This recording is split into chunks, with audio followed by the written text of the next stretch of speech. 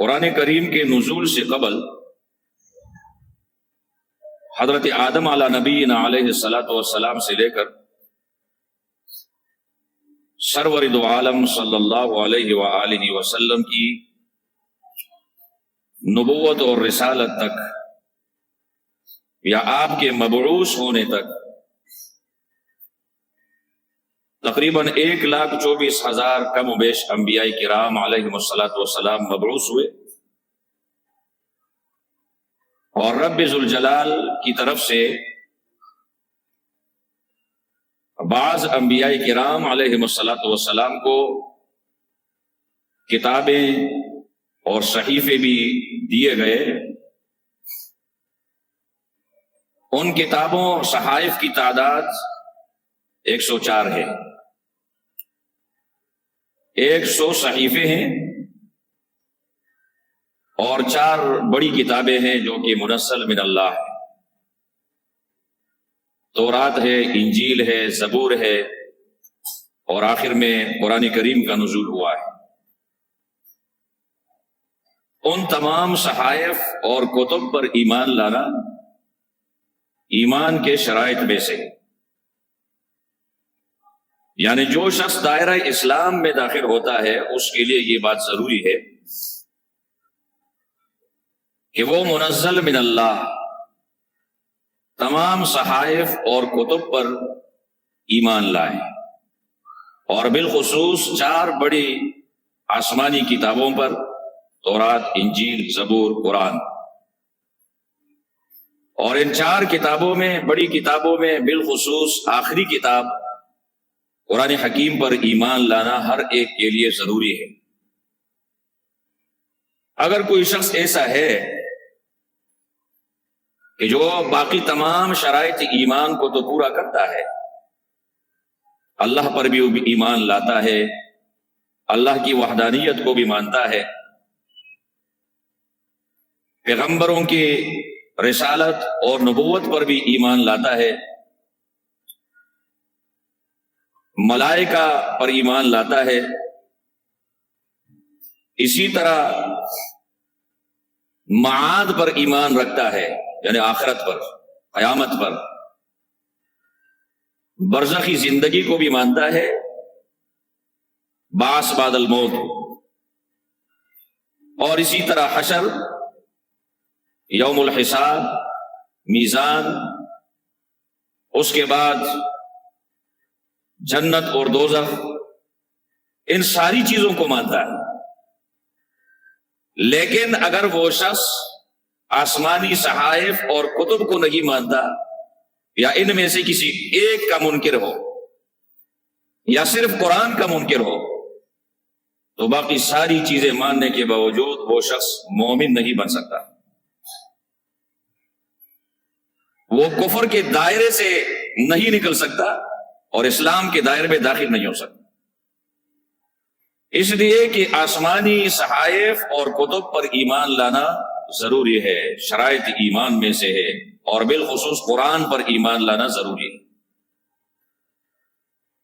قرآن کریم اللہ کی ایسی کتاب ہے کہ جس طرح رب ذوالجلال نے سرور دو عالم صلی اللہ علیہ وسلم کو خاتم النبیین بنا کر مبعوث فرمایا۔ خاتم النبیین کا مقصد یہ ہے کہ نبی اکرم صلی اللہ علیہ وسلم آخری پیغمبر ہیں، انبیاء کا سلسلہ ختم کرنے والے ہیں، آپ کے بعد کوئی نبی آنے والا نہیں ہے، کوئی رسول آنے والا نہیں ہے۔ بالکل اسی طرح نبی اکرم صلی اللہ علیہ وسلم کو جو کتاب ملی ہے، یعنی قرآن حکیم، فرقان حمید، یہ آخری کتاب ہے، منزل من اللہ ہے، اور اس کتاب کے بعد کوئی کتاب نہیں آئی۔ یہ کلام اللہ ہے اور یہ آخری کلام ہے اللہ کا۔ اب اس کلام اللہ کے بعد کوئی اور کلام قیامت تک آنے والا نہیں۔ قرآن کریم یہ رب ذوالجلال کی وہ عظیم الشان کلام ہے کہ جو نبی اکرم صلی اللہ علیہ وآلہ وسلم پر 23 سال میں نازل ہوا ہے، 23 سال کے عرصے میں اس کا نزول ہوا ہے۔ وحی کی ابتدا نبی اکرم صلی اللہ علیہ وسلم پر غار حرا میں ہوئی اور سورۃ العلق کی 5 آیتوں کا نزول ہوا۔ اقرأ بسم ربک الذی خلق خلق الانسان من علق اقرأ وربک الاکرم الذی علم بالقلم علم الانسان ما لم یعلم۔ یہ 5 آیتیں ابتدائی وحی ہے، پہلی وحی خداوندی۔ باقی قرآن اس کے بعد نازل ہوا ہے 23 سال میں۔ روایات میں آتا ہے کہ جس وقت یہ ابتدائی وحی نازل ہوئی تو اس کے ساتھ جبریل علیہ السلام نے نبی اکرم صلی اللہ علیہ وسلم کو اعوذ باللہ من الشیطان الرجیم اور بسم اللہ الرحمن الرحیم یعنی تعوذ اور تسمیہ یہ بھی سکھائے۔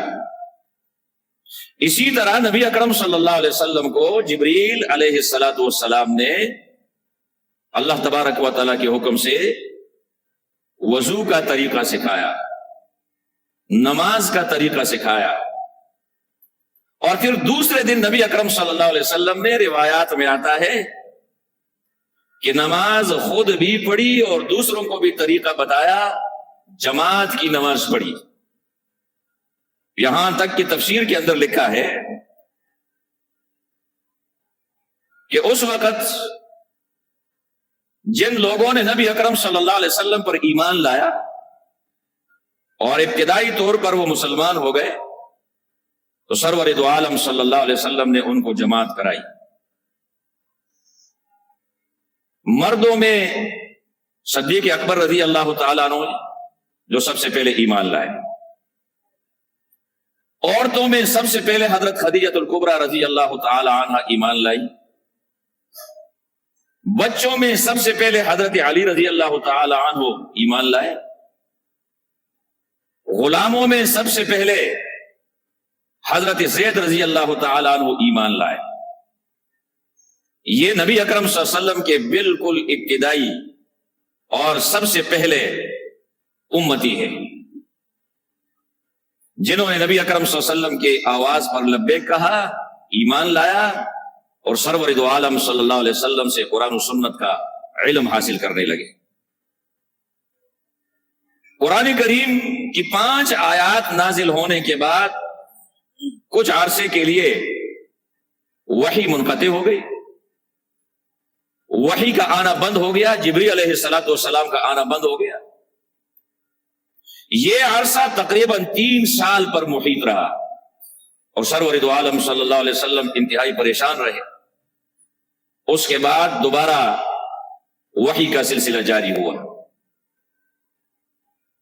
تو قرآن حکیم اللہ کی وہ عظیم الشان کتاب ہے جو رب ذوالجلال نے 23 سال میں سرور دو عالم صلی اللہ علیہ وسلم کے قلب اطہر پر نازل فرمایا ہے۔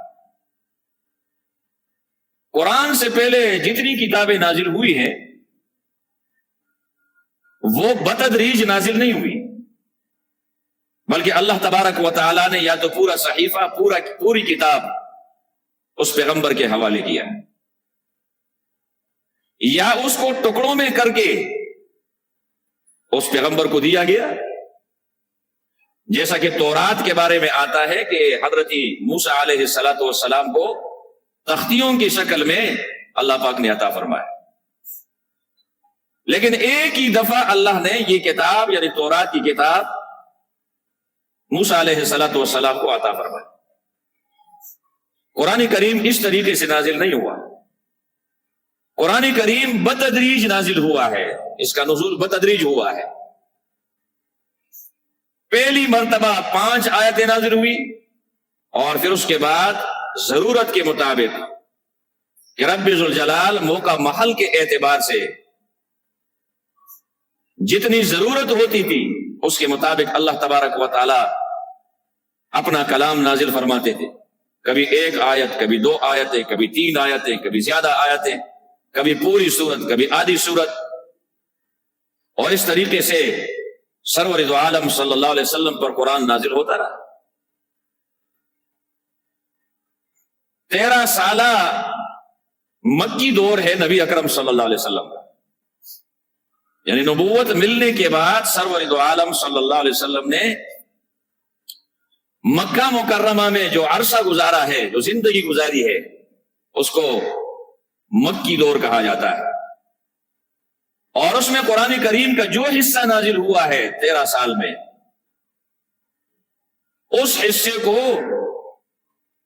مکی حصہ یا مکی آیتیں یا مکی صورتیں کہا جاتا ہے، اور 10 سالہ دور جو ہے وہ مدنی ہے کہ سرور دو عالم صلی اللہ علیہ وسلم پر 10 سال میں، یعنی مدینہ منورہ میں قرآن کریم کا جو حصہ نازل ہوا ہے اس کو مدنی حصہ کہا جاتا ہے، مدنی آیتیں، مدنی صورتیں اس کو کہا جاتا ہے۔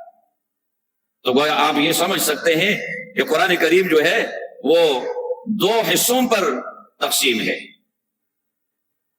ایک تو قرآن کا وہ حصہ ہے جو نبی اکرم صلی اللہ علیہ وسلم کے مکی دور میں نازل ہوا، دوسرا وہ حصہ ہے جو مدنی دور میں نازل ہوا ہے۔ اور اس طریقے سے 13 اور 10 23 سال سرور دو عالم صلی اللہ علیہ وسلم پر اللہ کی طرف سے وحی نازل ہوتی رہی، اور سرور دو عالم صلی اللہ علیہ وسلم اپنے قلب اطہر کے اندر اس کو جمع کرتے رہے، اور پھر آخر میں قرآن کی تکمیل ہو گئی، یعنی نزول قرآن کی تکمیل ہو گئی۔ الیوم اکملت لکم دینکم واتممت علیکم نعمتی ورضیت لکم الاسلام دینا۔ حجۃ الوداع کے موقع پہ نبی اکرم صلی اللہ علیہ وسلم پر یہ آیت نازل ہوئی، عرفات کے میدان میں، یوم عرفہ میں، اور نبی اکرم صلی اللہ علیہ وسلم نے جب صحابہ کرام رضوان اللہ تعالی علیہم اجمعین کے سامنے یہ آیت پڑھی تو بعض صحابہ کرام رضوان اللہ تعالی علیہم اجمعین سمجھ گئے اور آپ دیدہ ہو گئے، رونے لگے۔ تو دوسروں نے رونے کی وجہ پوچھی کہ آپ کیوں رو رہے ہیں؟ نبی اکرم صلی اللہ علیہ وآلہ وسلم کے بارے میں اس آیت کے اندر آپ کی رخصتی کا اشارہ موجود تھا۔ تو صحابہ کرام فرمانے لگے کہ اس لیے ہم رو رہے ہیں کہ سرور دو عالم صلی اللہ علیہ وسلم کی دنیا سے رخصت ہونے کا وقت قریب آ گیا ہے، اللہ نے دین کی تکمیل کا اعلان کر دیا ہے، اور سرور دو عالم صلی اللہ علیہ وسلم کی بعثت کا مقصد پورا ہو چکا ہے، لہٰذا اب وقت قریب آ گیا ہے، نبی اکرم صلی اللہ علیہ وسلم ہم سے رخصت ہوں گے اور جدا ہوں گے۔ تو صحابہ کرام رضوان اللہ تعالی علیہم اجمعین وہ تو اللہ کی ایسی مخلوق تھی جن کو اللہ نے اپنے پیغمبر کے لیے چن لیا تھا، منتخب کر دیا تھا، ان کے قلوب میں، ان کے دلوں کے اندر سرور دو عالم صلی اللہ علیہ وسلم کی محبت اور آپ کا عشق کوٹ کوٹ کے بھرا ہوا تھا، وہ نبی اکرم صلی اللہ علیہ وسلم کی جدائی برداشت نہیں کر سکتے تھے۔ تو لہٰذا ایک دن وہ تھا کہ جب قرآن کریم کے نزول کا آغاز ہوا اور سورۃ العلق کی ابتدائی 5 آیتیں نازل ہوئی، اور ایک زمانہ وہ ہے کہ جب الیوم اکملت لکم دینکم واتممت علیکم نعمتی ورضیت لکم الاسلام دینا یہ آیتیں نازل ہوئی، اور قرآن کریم اور دین متین کی تکمیل کا اللہ پاک نے اعلان فرمایا۔ قرآن کریم اس کو قرآن اس لیے کہا جاتا ہے کہ قرآن جو ہے یہ قراء سے ہے، اور قراء کا معنی پڑھنا بھی ہے اور قراء کا معنی جمع کرنا بھی ہے، لہذا جب حروف آپس میں ملتے ہیں اور ترکیب میں آتے ہیں تو اس سے الفاظ بنتے ہیں، اور پھر اس کے بعد الفاظ سے جملے بنتے ہیں، اور اس طریقے سے کلمہ اور کلام کا سلسلہ جاری ہو جاتا ہے۔ تو قرآن کریم کو قرآن اس لیے کہا جاتا ہے کہ یہ بار بار پڑھی جانے والی کتاب ہے، اور اس کو قرآن اس لیے بھی کہا جاتا ہے کہ اس کے اندر بہت ساری آیتوں کا مجموعہ ہے۔ بعض نے لکھا ہے کہ 6616 آیات ہیں اس کے اندر، اور بعض نے 6666 کی آیتیں تعداد لکھی۔ بہرحال اس اختلاف کی طرف ہم نہیں جاتے، لیکن قرآن کریم جو ہے یہ آیات اور سورتوں کا مجموعہ ہے، اور قرآن کا ایک معنی یہ بھی ہے۔ قرآن کا دوسرا معنی، قرآن کہتے ہیں وہ کلام جو بار بار پڑھا جانے والا ہو،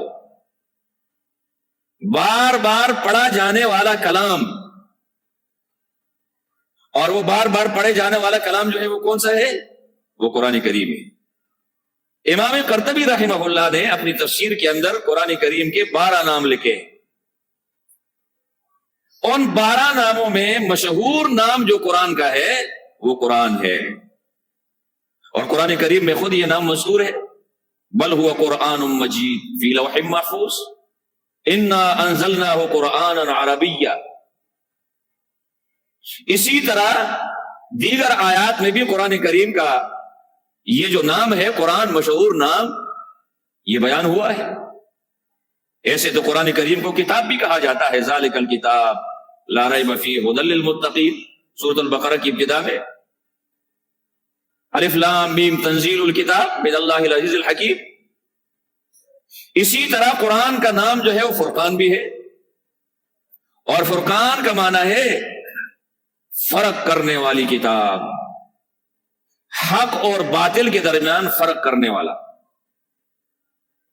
حلال اور حرام میں فرق کرنے والا، جائز اور ناجائز میں فرق کرنے والا، ظلم اور انصاف میں فرق کرنے والا. اس کو فرقان بھی کہا جاتا ہے. اسی طرح اس کو تبیان بھی کہا جاتا ہے. اور قرآن کا نام شفا بھی ہے، وَنُنَزِّلُ مِنَ الْقُرْآنِ مَا هُوَ شِفَاءٌ وَرَحْمَةٌ لِّلْمُؤْمِنِينَ وَلَا يَزِيدُ الظَّالِمِينَ إِلَّا خَسَارًا. تو قرآن کریم کے تو بہت سارے نام ہیں، لیکن مشہور نام جو کہ پوری دنیا میں اس وقت اس کتاب کا نام مشہور ہے وہ قرآن مجید ہے یا قرآن کریم ہے. اور پوری دنیا میں سب سے زیادہ پڑھی جانے والی کتاب ہے، یہ سب سے زیادہ پڑھا جانے والا کلام ہے. چونکہ پوری دنیا میں مسلمان موجود ہیں، دنیا کے چپے چپے پہ، دنیا کے گوشے گوشے میں، دنیا کے ہر ملک میں اور ملک کے ہر حصے میں الحمدللہ مسلمان موجود ہیں. اور مسلمانوں کی مسجدیں اور مسلمانوں کی مدارس آباد ہیں. لہذا مسلمان تو قرآن پر ایمان رکھتا ہے، تو جہاں مسلمان موجود ہے وہاں قرآن کریم بھی موجود ہے.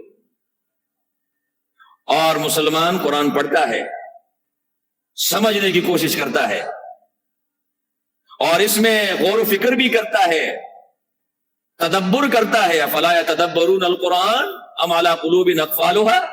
اللہ پاک نے قرآن میں تدبر کرنے کی ترغیب دی ہے کہ تم اس میں غور و فکر کرو.